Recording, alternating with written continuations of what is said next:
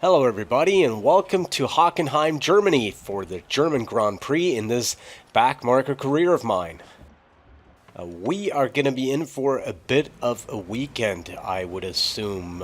Even though we have dry conditions right now, during practice yesterday it was coming down hard, and by the looks of it there's an 88% chance that we're going to see rain during the race itself. So we are going to be going on a rain setup here. We tried this one out yesterday in practice, and we seemed to do rather well in terms of lap times overall, but we lost a lot of speed on the long straights, and we were being passed left, right, front, and center by just about everybody. I think we even had problems with one of the Marussias at one point, so that's pretty bad. Well, there you see, 88% chance of rain in the race. However, the qualifying sessions themselves should remain dry, which is good news for us.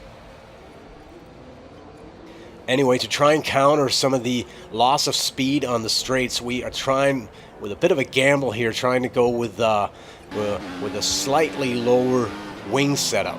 And jumping straight to our lap here in Q1, we run a little wide there on the exit. We manage a time of 1:21.024, nothing brilliant, but enough to get us into Q2, in which we're coming up on our first lap in Q2 here. Things have gone just a little bit better this time around. I have to say that the car is handling really well under these conditions, I think.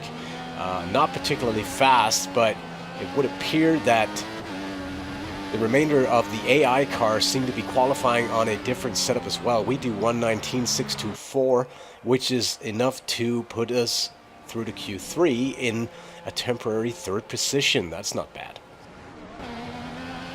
Jumping to our lap in Q3, we are just going to try and put in one quick lap on a brand new set of option tires here and see if that will be enough to get us a decent starting position on the grid here. We managed a 1:18.641, and wouldn't you know it, that's enough for pole position. I'm not really sure what the rest of the guys were doing there, because they were way off the pace, even the two Mercedes cars. So at any rate, we start in first tomorrow.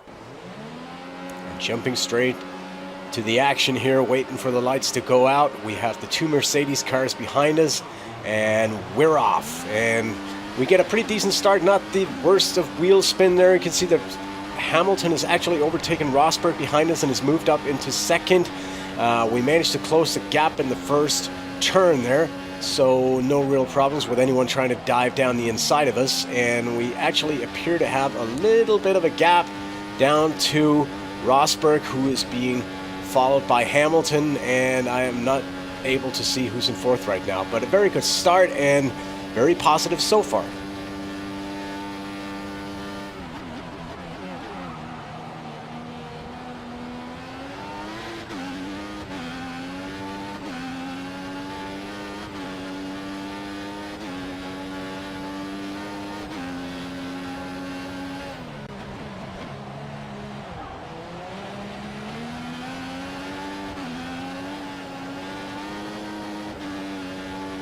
Coming out onto the straight here, heading into the stadium section, you can really see that the two Mercs are closing the gap fast and furious behind us here, and I got a feeling that we are going to be on a defensive heading into turn one.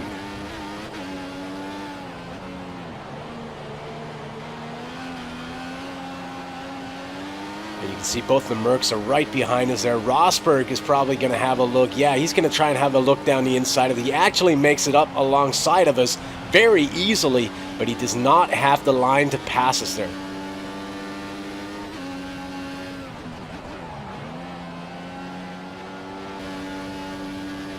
And jumping to lap 3 here, this situation remains fairly unchanged at the moment. We still have a battle going on with Rosberg, and he keeps trying to make a move on the inside, but he does not have the line to pass us at this moment.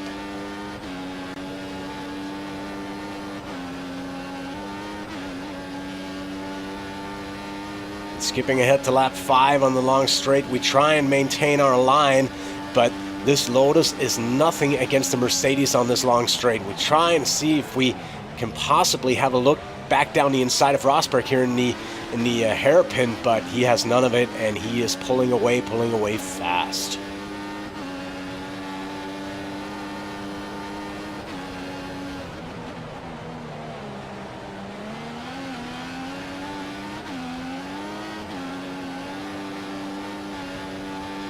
And in the meantime, we have Hamilton pushing us from behind. We make a mistake coming into the stadium section here, running wide into the gravel bed, and Hamilton seizes the opportunity and moves into second place. And jumping ahead to lap 10, you can see that the rain has started to fall ever so slightly here. We have lost another position, this time to Valtteri Bottas. Again, an overtake on one of the long straights where we are really missing speed at this point and are struggling badly. And jumping ahead to lap 13, the track conditions have gone so bad that we're coming in to change the intermediate tires. We're coming in fifth position, right behind Jenson Button, and by the looks of it, the entire field is going into change on this lap, so we are probably going to rejoin in fifth as well.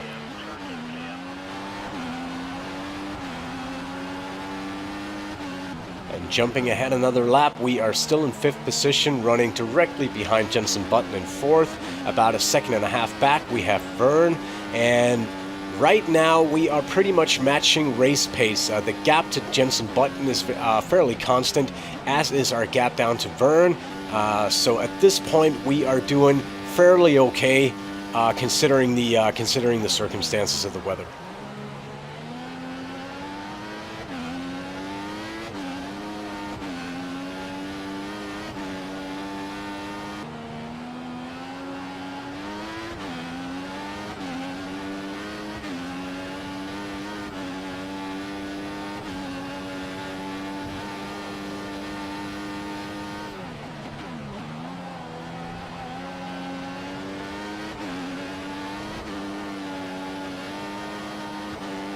Jumping ahead here to lap 27, Verne has been passed by Ricciardo behind us, who's going to have a look down the inside of us. We try and outbrake him, but the track conditions have gone so bad at this point that we run a little bit deep in that corner there, and Ricciardo just seizes on the opportunity to slip down the inside of us.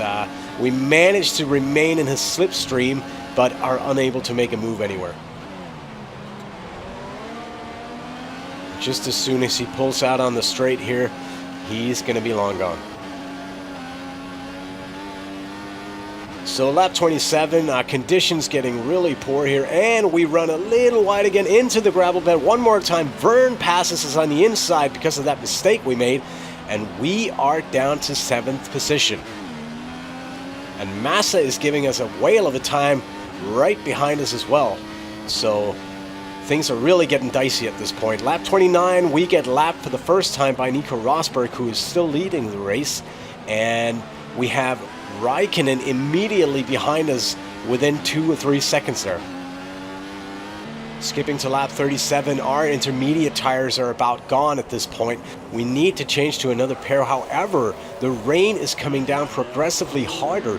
So we go out on a bit of a gamble here and see if we can't manage a few laps on full wets, waiting for the conditions to match the tires, going in for another set of intermediates, and then going in like 3 or 4 laps later for a set of full wets just did not seem like the logical choice. And we are really struggling for grip at this point here at lap 40. We do not have top speed, we do not have grip in the corners, we do not have traction, and as a result we are progressively dropping down the order. And seemingly there's not much we can do about it. We get bumped from behind by Vettel in this case, and what do you know, we actually get a penalty for causing a collision and are now going in for our drive-through penalty here on lap 41.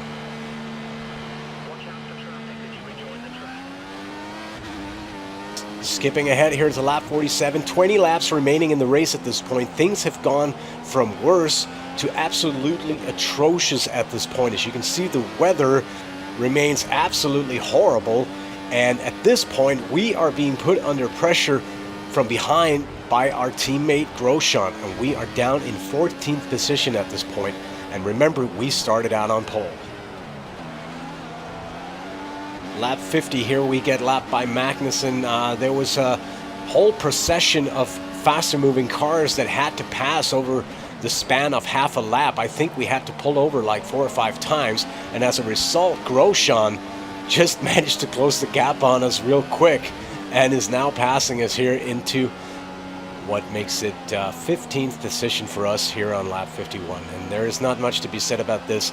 We are uncompetitive, whether or not it's due to a bad setup by me, the conditions as a whole, the AI advantage in wet racing. I didn't think it was that bad when we were on intermediates, but the moment we got on wets, things just went south. And on lap 51, we decide to pull out of the race.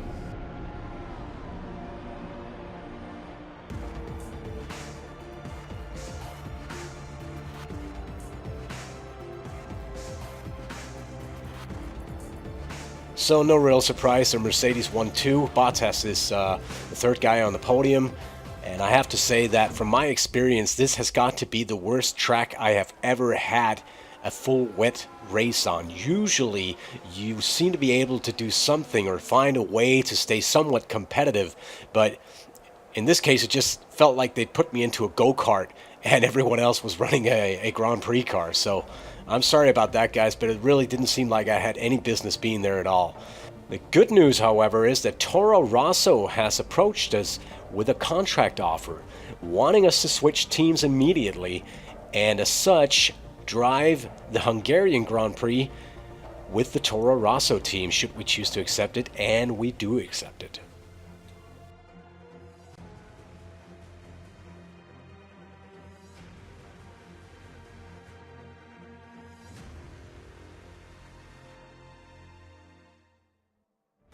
And would you know it, the Toro Rosso team has actually decided to give us Kvyat's seat rather than Verne's, even though Kvyat is about 50 points ahead in the championship race.